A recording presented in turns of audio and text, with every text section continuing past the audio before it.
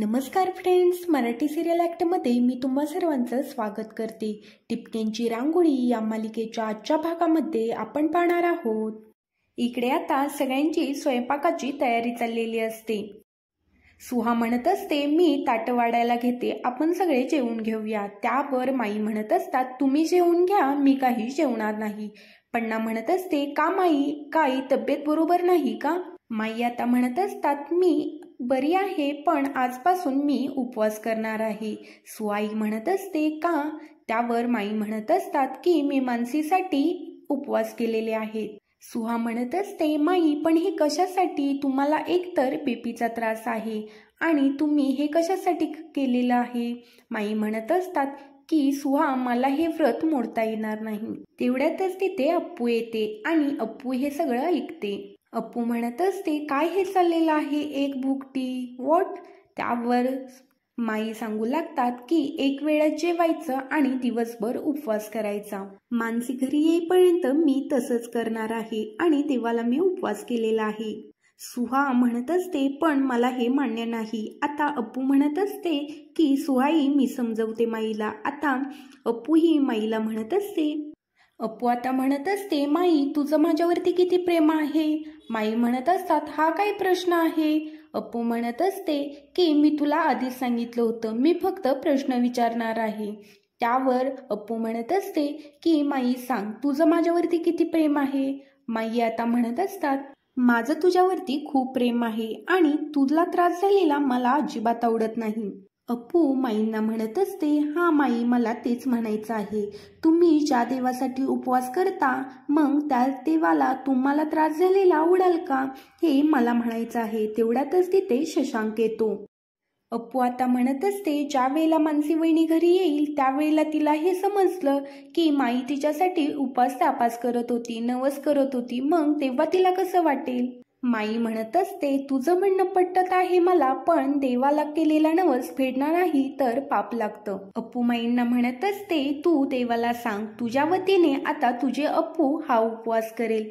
त्यावर शशांक म्हणत असतो, काहीच गरज नाहीये त्याची। शशांक म्हणत असतो, उपाशी राहायचं नाही आणि नवस करून ते उपाशी राहणं म्हणजे मला अंधश्रद्धा वाटते। अप्पू त्यावर म्हणत असते की बरोबर आहे, खडूस म्हणत आहे ते मला पटते।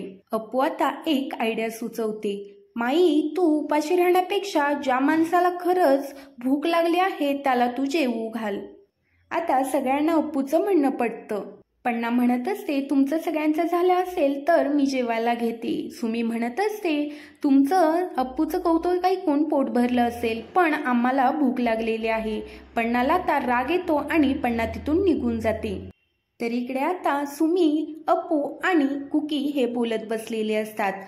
सुमी आता कुकीला घडलेला सर्व प्रकार हा सांगत असते।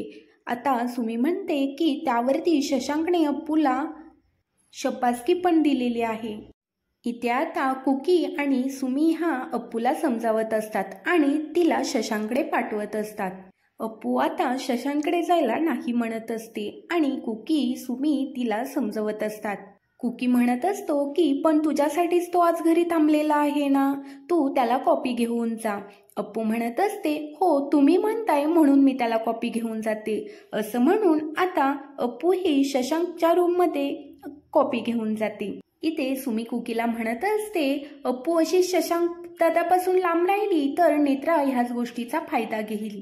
तर इकडे आता नेत्रा ही शशांकचा मोबाईलमध्ये फोटो काढते आणि त्या फोटोशी बोलत असते। नेत्रा फोटोकडे पाहून म्हणत असते, शशांक, मला माहित आहे तुझं माझ्यावरती प्रेम आहे। अपूर्वा इथून निघून गेली की तू मला लग्नाचं विचारशील हे सांगत होतास ना तू मगाशी मला। असंही शशांक, मीच फक्त तुझं मन ओळखू शकते आणि तसंही तू त्या मूर्ख मुलीबरोबर कसा राहतोय हे तुझं तुलाच माहीत। माझं तुझ्यावरती खूप प्रेम आहे, पण ही मानसी परत यायला नको। ती आली तर माझी केलेली सगळी मेहनत ही वाया जाईल आणि मला तेच नको आहे। तर इकडे आता अप्पू ही शशांकसाठी कॉपी घेऊन आलेली असते। अप्पू शशांकला कॉपी देते आणि त्याच्याकडे बघत असते। शशांक म्हणत असतो, बरं झालं तू माझ्यासाठी कॉपी आणलीस, तसंही मला खूप कंटाळा आला होता। त्यावर आता अप्पू म्हणत असते, खडूस, तू माझी मस्करी करत होतास? शशांक म्हणत असतो, नाही, अजिबात नाही. अप्पू शशांकला म्हणत असते, कॉपीबद्दल नाही बोलते मी. त्यावर शशांक म्हणत असतो, मग? अप्पू म्हणत असते, मी तुझ्या दुसऱ्या लग्नाबद्दल बोलतीये. अप्पू म्हणू लागते की तू मगाशी म्हणाला होतास ना की मी बाबाच्या घरी गेल्यावर तू दुसरं लग्न करणार आहेस म्हणून. शशांक म्हणत असतो, अच्छा, मग काय वाटतं तुला त्यावरती? अप्पू म्हणत असते, प्रश्न मी विचारला आहे ना, मग उत्तर तू द्यायचं. शशांक म्हणत असतो, तुला माझ्या मनातलं कधी कळणारच नाही का अप्पू?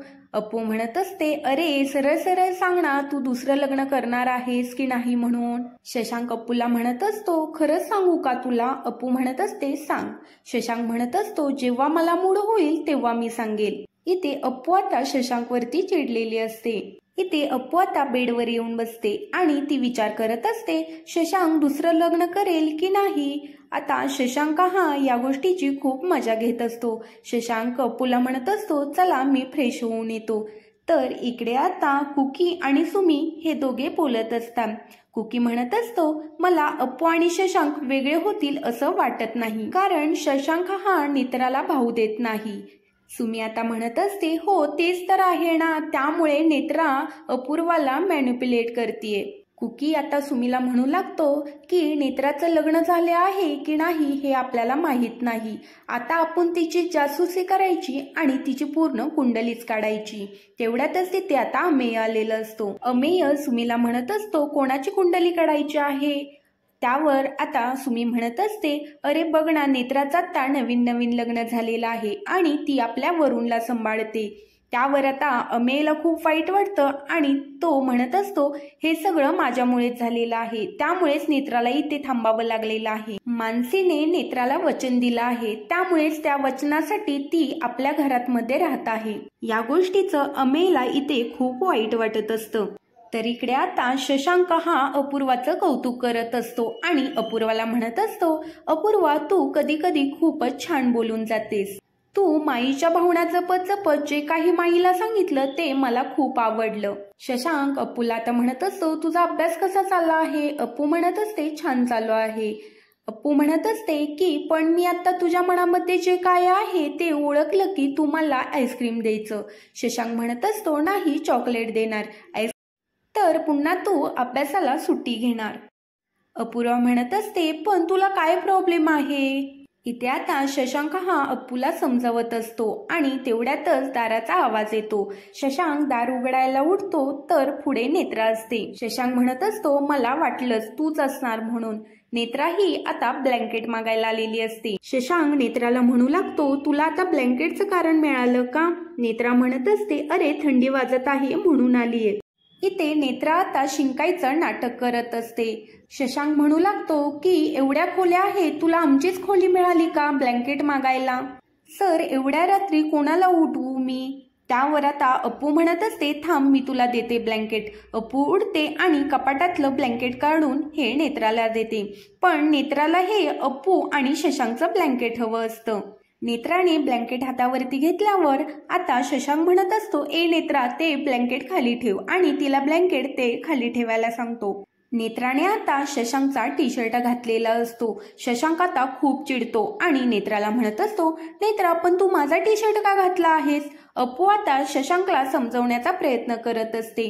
त्यावर नेत्रा म्हणत असते, अरे मी घाईघाईमध्ये तुमच्या घरी राहायला आले ना, त्यामुळे मी कपडे आणायला विसरले होते, त्यामुळे मी तुझा टी शर्ट घातलेला आहे. तो अपूर्वाचे कपडे आता तिच्या समोर फेकतो आणि म्हणत असतो, ही तुझी बहीण आहे ना, मग तू हिचे कपडे घाल, माझ्या कपड्यांना आजपासून हात लावायचा नाही. असं म्हणून तो आता नेत्राला चांगला जाब विचारत असतो. नेत्रा आता म्हणत असते, अप्पूने त्या दिवशी तुमचा स्वेटर घातला होता, मग तुम्ही का नाही अप्पूला बोलला? शशांक आता म्हणत असतो, ती माझी लग्नाची बायको आहे आणि माझ्या प्रत्येक गोष्टीवरती तिचा अधिकार आहे आणि ती माझी कोणतीही गोष्ट हक्काने वापरू शकते. अप्पू आता इथे शशांकला समजवत असते, पण शशांक हा खूप रागामध्ये असतो, त्यामुळे तो अप्पूचंही ऐकत नाही आणि आता नेत्राला तो हकलून रूमच्या बाहेर काढतो आणि आतून कडी लावून घेतो. तर पुढील भागामध्ये आपण पाहणार आहोत, अमेय आता म्हणत असतो, अपूर्वा, तुझ्यासाठी बाळाच्या पाळण्यामध्ये एक चिठ्ठी लिहिलेली आहे. त्यावर अपूर्वा ती चिठ्ठी उघडते आणि वाचू लागते. ती चिठ्ठी नेत्राची असते. नेत्रा म्हणत असते, अपू, मी हे घर सोडून जात आहे. तुझ्या सासरच्या लोकांना माझी गरज होती, त्यामुळे मी इथे थांबली आहे. पण तुझ्या नवऱ्याकडून माझा सेल्फ रिस्पेक्ट हा गमावला गेलेला आहे. मी हे घर सोडून चाललेले आहे आणि तुम्ही कोणी माझा शोध घेऊ नका. हे सगळं ऐकल्यावर आता सगळ्यांनाच घरामध्ये धक्का बसलेला असतो. असेच मालिकेचे अपडेट जाणून घ्यायचे असेल तर चॅनेलला सबस्क्राईब करा.